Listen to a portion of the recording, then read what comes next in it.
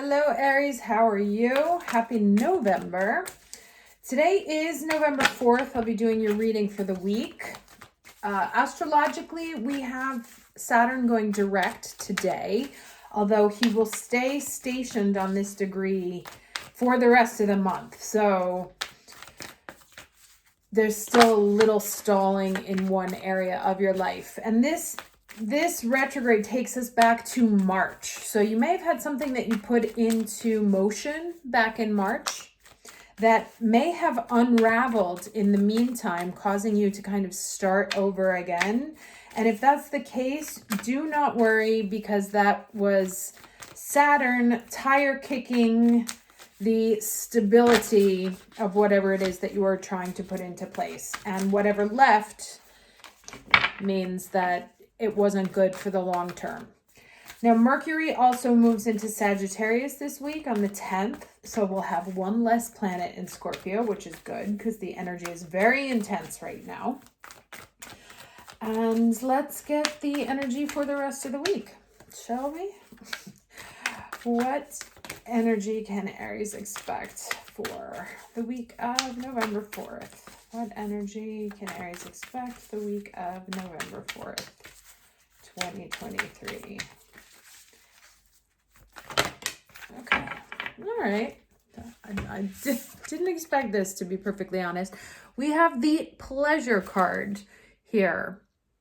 Moving on to more peaceful, more happier moments, crossing a threshold. This is very kind of Four of Wands energy, which is interesting because that was the card that came out on my TikTok reading today. So let's read this here for you. Okay, it says, savor your life, each and every part of it. Take pleasure in slowing down and experiencing each of your senses. Taste your food with full gusto. Inhale the sense of the world around you. I mean, I guess that depends on where you live. Enjoy the colors and textures of your life. This is truly a stop and smell the roses card. Embrace your sensuality. Move in a languid way. Let pleasure be your password into every intimate part of your life. Allow your life to be less about being productive and more about enjoying each moment with a verve. And a radiant energy will flow through you in all directions of your life.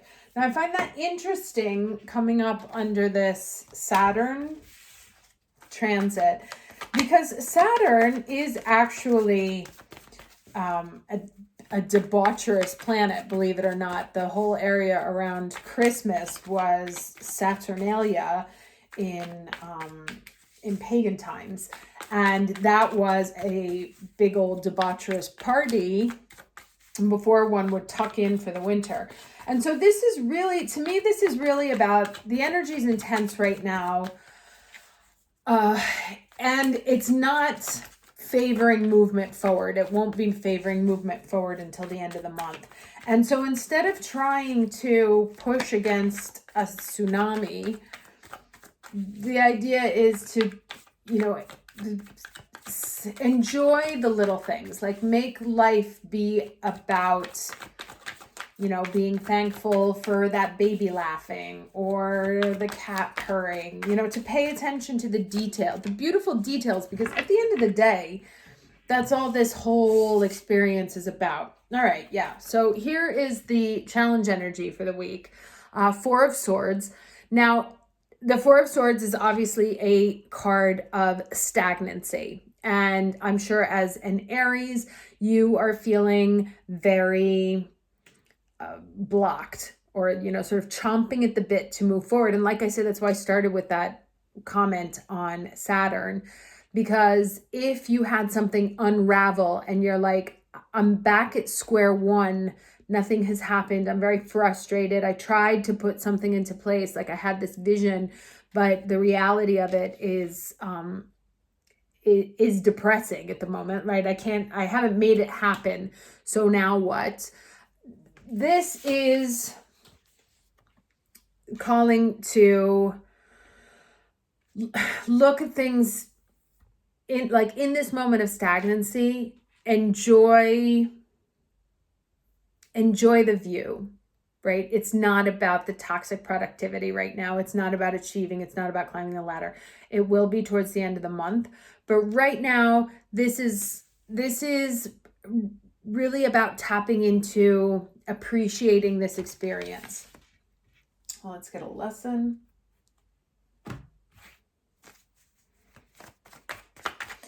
Filling your life with a little bit more color, especially if you've been feeling depressed, or you think, nothing's changed. You've been in the same exact place for a long time. Color in. Okay, what did I say? This isn't about a time for toxic productivity. We are achievers, right? Aries want to achieve all the time. And when we can't move, we would actually appreciate movement backwards as long as things are moving. But right now it's moving in circles. It's like a holding pattern. Every time I say holding pattern, I always think of British Airways because I've spent more time in holding patterns on their planes than actually flying to destination. But it gets very frustrated because you see it just keep going around and around and around. And you're like, what the actual fuck? Like, why is nothing moving forward? Now, I find it interesting that the idea of paintings and color and art and beauty is replicated in these cards, right? And this is about painting, like I said, adding color to your life.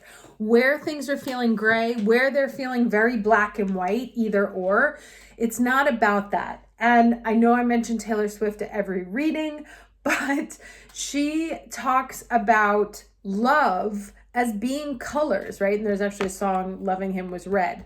Now, this is a time of renewal.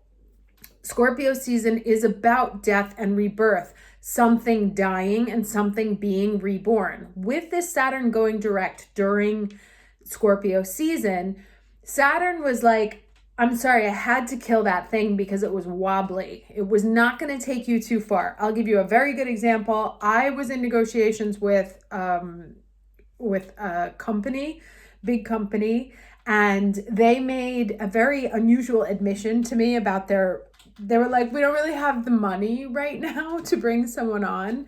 I was like, then why were you interviewing? But today there was an article in the papers about the fact that they actually don't have any cash flow.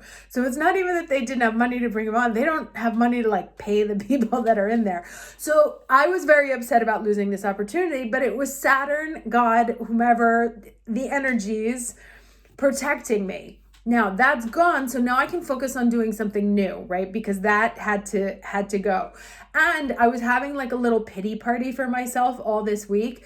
And what I tried to lean into was, in the absence of movement, let's just enjoy what is, right? Because obviously things are going to pick up again. We're not going to stay in holding patterns forever. Yes, it is up to us to make movements forward in the right energy, but it's also about knowing when the energy is not moving to not try and take it forward. So this is really about living in the moment, appreciating what's around you. Let the energies that are going on right now, the things of death and destruction, taking out old regimes, taking out old patterns, removing options that are not good for you, and putting you in a place that where something new can grow, something new and beautiful and wonderful.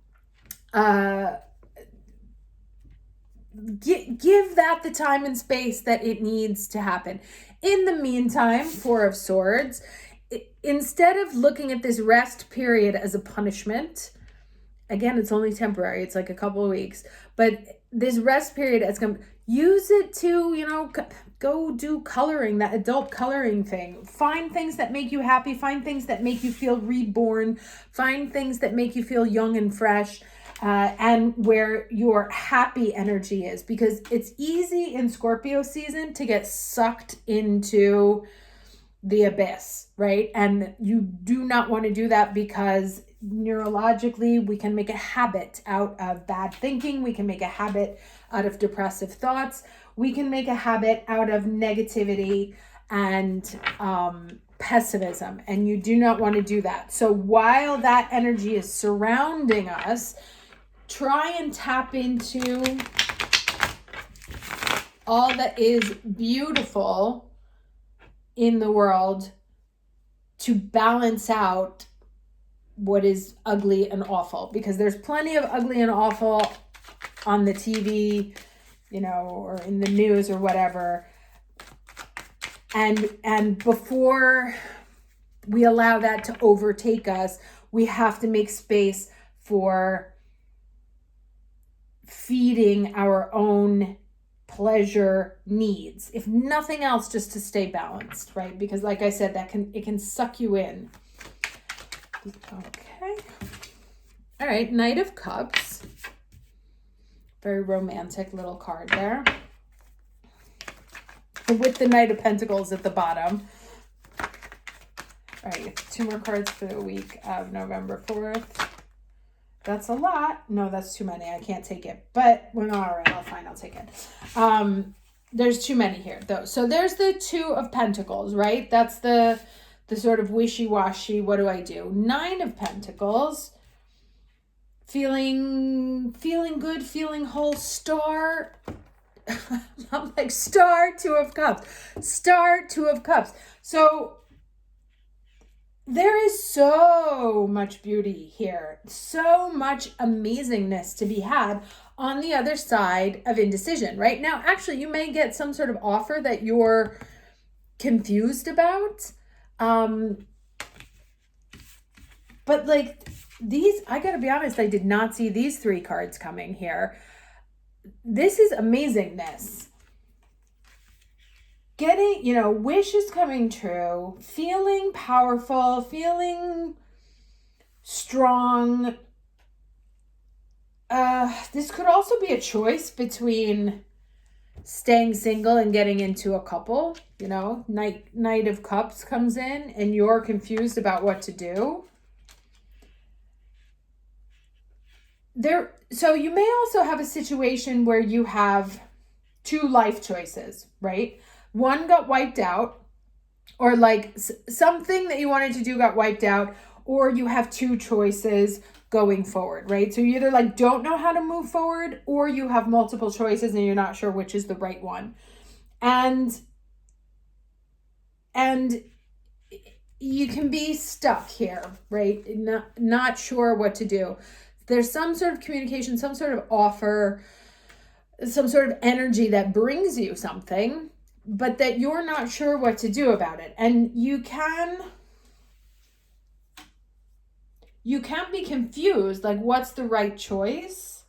And what I'm seeing here is that actually there are no, because you have the Star card right here in the middle of these 2 cards. There are no wrong choices in this case.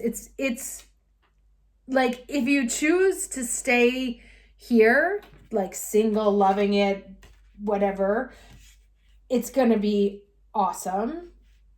If you choose to get into this, it has the potential to be awesome, because this is a moment, you know, that where like dreams are coming true, which sounds crazy because the rest of the energy is so weird, you know?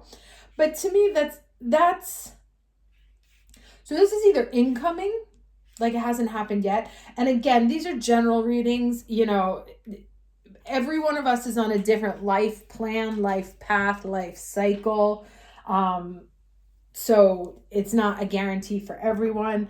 I personally have no romantic situations coming in, so like this part doesn't resonate with me. But it also could be like a partnership, right? I was talking about work, looking for work. Could be an offer that one sends me in one place, one sends me in the other. But they're both good options. Like it looks to me like you have really good options on the table, things that have the potential to make you very happy if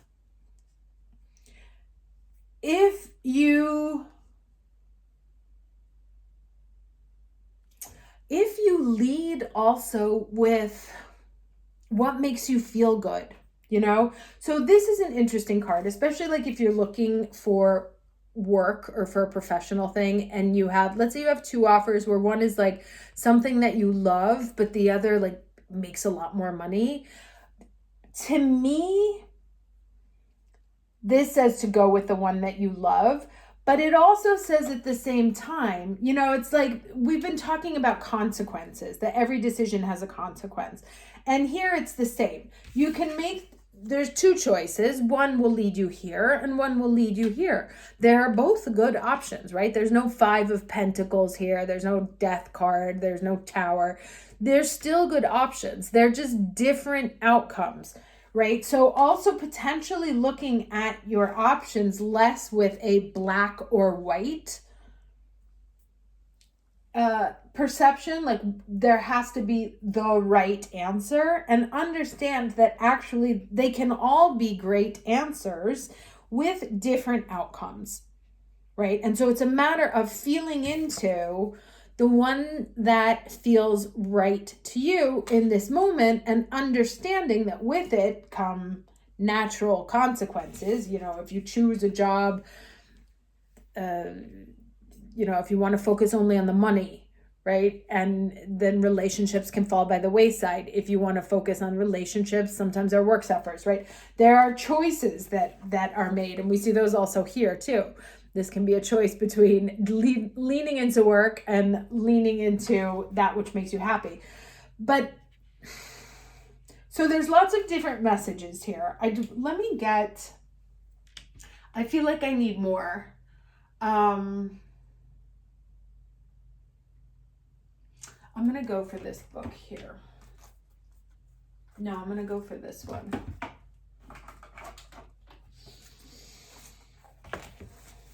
I always find the last card tends to tie it up nicely. So what's the final advice here? But I feel like there's something good in your life that's developing if you're willing to see it in a positive way, right? Instead of looking at a negative way. And it can be, you know, that looking at the thing that has left you as a gift, or just looking at an unknown path forward, right? We don't see where either of these things are going. That even if you can't see where it's going, it's actually still going somewhere really amazing on the other side. So you're looking at an empty field right now, but in the middle of that empty field is a sense of renewal. So to not necessarily be afraid of the fact that you can't see what's coming up, because there's something that new that's being born. Yeah, like happiness. Okay, like I so did not expect this reading to go in this direction. Happiness, like we have such nice cards here. What's going on, Aries? So definitely be optimistic. Let's see what it says here. In the quest for happiness, you need to decipher what it is that truly gives you a cheery disposition, right? And we talked about that here. This may be through a loving relationship, securing a top job, gaining popularity, acquiring new clothes, purchasing a shiny car, being surrounded by pets, or going on holiday. Yet the key to happiness is to see joy and perfection in absolutely everything. Okay, so that's the message, because it's like the third time it's echoed here, which in turn gives you a buzz of magic from deep within. The feeling of elation is what you wish to experience. So focus on the positive and be the one to turn frowns upside down. Get everyone smiling. When you choose happiness, your mood is elevated and you tap into a limitless supply of joy. Happy days. And it says here, an event has a very happy outcome. Actively seek out situations that are positive and uplifting. Good news arrives. Happiness is yours. A happy outcome is assured. So this really echoes everything else that's said here. It's like, yes, happiness could be this, or it could be this, or it could be this. And what this card is saying is that actually happiness is everywhere. If you look at it, if you look at the cat sleeping, the baby smiling, a delicious plate of pasta, like that's all beauty and it's all amazing. And then once you start generating that energy within yourself, you actually are able to feel that sense of joy from within so that it doesn't need, this is interesting, to come from without, right? These are all situations of external factors contributing to happiness. And what this is talking about is being the happiness you seek, because it will come from within. And then it doesn't matter what happens, if you're single, if you're in a couple, it doesn't matter what happens when you're pouring you're filling your own cup, then you don't actually need any of this. Like, they're all options, but they're superfluous options because the first form of happiness has to come from within. Okay? Hope this was helpful. Wishing you a very lovely week, and I will see you next Saturday. Take care.